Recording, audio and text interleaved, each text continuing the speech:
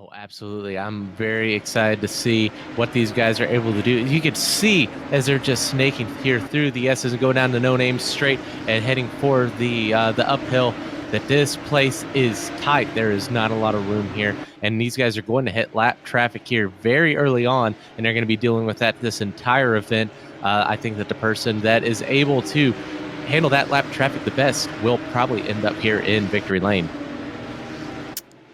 Couldn't agree more. Not many passing opportunities, so we may see some desperate moves from these drivers. They try to work their way up through the running order if they're in the mid-pack right now, but really getting off that final corner, turn number 7 is going to be super critical for guys to try and set up a pass down this long front straightaway. But nonetheless, all that said and done, pace car makes the hard right-hand turn. Field in the hands of James Huth. Green flag in the air. We are racing here from Lime Rock Park. Happy to have you here with us on the iRacing Esports Network. Porsche Club of America underway. Down into turn 1 for the first time. Everyone funnels down trying to get single file, but clean and green. As a PCA member, how do you join? How do you do this? First, you need a minimum amount of gear, steering wheel and pedals, and a computer to use everything through. Logitech makes some fairly inexpensive starter gear. This is a company called Fanatec, and they make a little more high-end gear. Of course, there's no limit to the budget you can go. This is a company called SimLab, and they make ergonomic cockpit-designed gear. Pedals and wheels are separate. But I'll show you how I started in the PCA Simracing League, and here's my setup. So here is a racing rig that I use at my house. Nothing terribly fancy. It is built out of an old road case that I had for years, and I emptied out and turned it into a sim racing rig, and I'll show you a little more about it. Of course, there is a screen, but I do use VR, and that eliminates my need for screens pretty much altogether. We'll go down to the main parts of it here. The bottom part here, that is my actual computer that runs the entire gaming program and so forth. Most of these things are all plugged in with a straight USB box. The silver box up on top there is the motor control for my steering wheel and all of its force feedback. Of course, I've got button boxes that let me control things within the car, brake bias, different volumes, any number of things that I need. I do have a H-pattern shifter that I use for cars that require clutch and shifting without paddles. This is a steering wheel. It is also has a button box on it that I can use for push-to-talk buttons is what I usually have on there, and different communication devices, and also different things like volumes, what screen I have on, and so forth. These little pieces here, that's an air system I have that blows cool air at me. It's tied up temporarily, but it does do a fantastic job of it. You can see the motor mount underneath with the extension, which puts the steering wheel at the right degree for me. There is a set of pedals down here, including a clutch. On some of the cars, I still do heel toe. It's just how I learned, how I will always race. Little bit of it is homemade. There is an emergency stop button there for the steering wheel. If things go absolutely awry, I can stomp on that and it takes the power off of the wheel, because this wheel itself is extremely powerful and it really can take you apart. So you got to make sure you've set everything up right. Of course, this is done with a USB cable so that it connects as well, and keep that wrapped around that center. So the seat is on sliders. That makes it a whole lot easier to go. There is a second power supply in here, that cyber power that helps in case I have power dropouts. And that does happen, and it has been very useful. There's another side of the fan. But that is basically a sim rig, and that is where I sit and do my racing. And I will get this plugged up and show you how it works.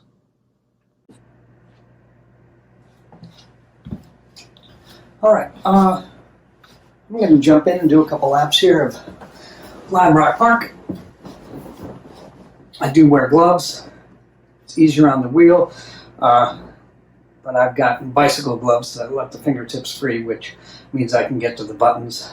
I can turn on my fan, get some cool air going,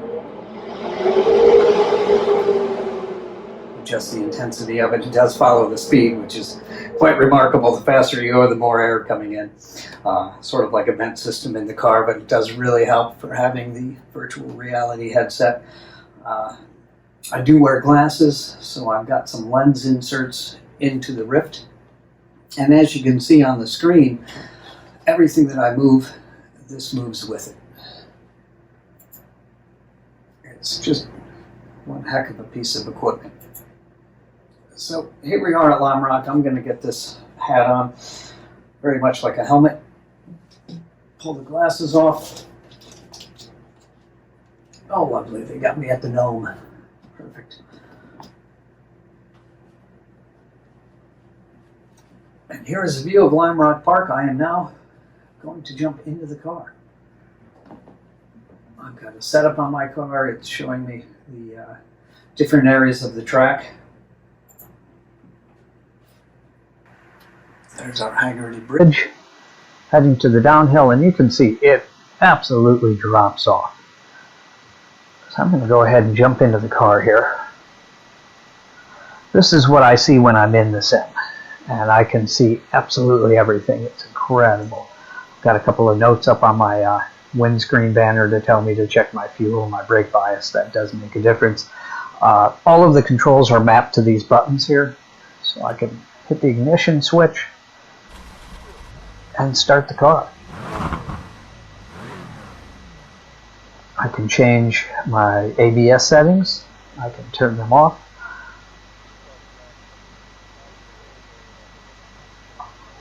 I can change, let me show you the brake bias setting. I can change that right there.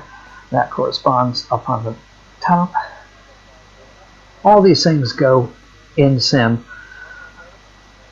You're in the car, so it's just incredible to look at the roll bars, the roof hatch, everything is there. All the mirrors are adjustable.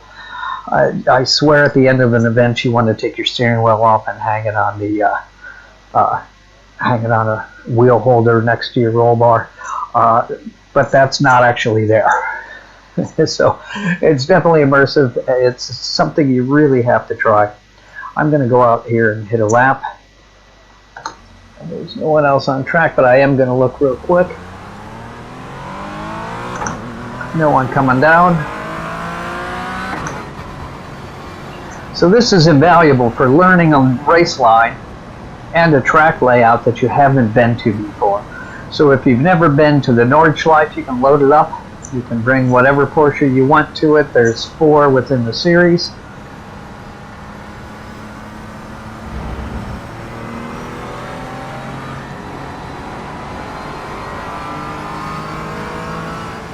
So the force feedback we're talking about comes through the wheel, and you feel everything. You can get over on these rumble strips, you can hear it, and you can feel it within your wheel. It will pitch the car a little bit. It lightens up going up the hill. You see and feel everything. It's absolutely incredible. You are in the car. All these pieces you feel that little rise over there. You can go over into the grass, kick yourself up a little bit of dirt. The car just gets unsettled. All of this is modeled, and it is to an excruciating detail. I'm going to pull off a quick lap here. Brake at the 4. Bring it in down to 3rd gear for the exit. One smooth line.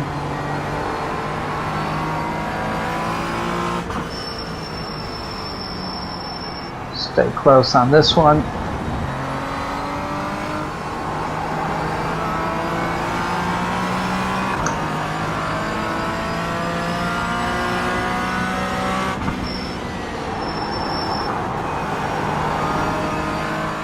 All the dashboard lights work. You can see when the ABS kicks in. You can see when traction control hits. All of these things you can maneuver while driving. You can feel the compression at the bottom of the hill. Track out all the way to the side, know where your tires are. Pull off one more quick lap.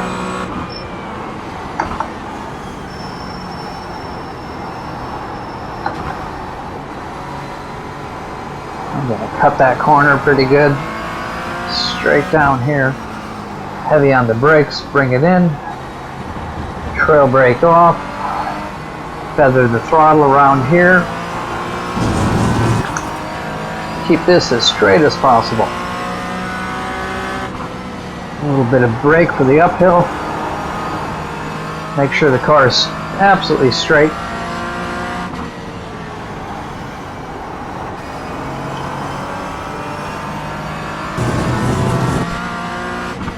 And on to the downhill.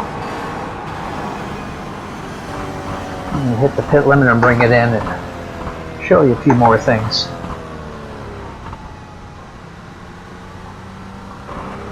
So of course I opened up a test track so nobody else is here, but it lets you learn the track, lets you learn the car, the limits of your own comfortableness and how much of an edge you want to take, where you want to get to. Move it! Alright, so you've seen how I drive around here, you've seen a little bit of the car and how all that works. What you need to do to start is first get yourself a membership on iRacing.com. Easy enough to find the website, go there, sign up. You can buy tracks, you can buy cars, and then you can apply to the different leagues that we have going on. It's an absolute astounding piece of software. It is the title we are using for all of our events. PCA Simracing.com is available to members of the PCA. You can then go on to this website and you can find yourself how to enroll in the league. That will send an invite to the league. You will get one and accept it in iRacing and you will be joined in with us. Friday is the finale.